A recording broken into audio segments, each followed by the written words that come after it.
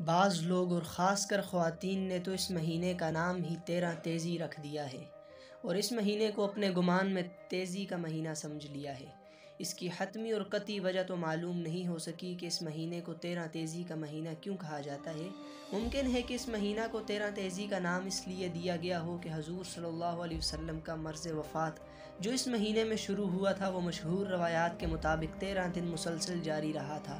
جس کے بعد آپ صلی اللہ علیہ وسلم کا وصال مبارک ہو گیا تھا۔ اس سے جہلاء نے یہ سمجھ لیا ہوگا کہ آپ صلی اللہ علیہ وسلم نے ان 13 دنوں میں مرض کی شدت اور تیزی کی وجہ سے یہ مہینہ سب کے حق میں شدید،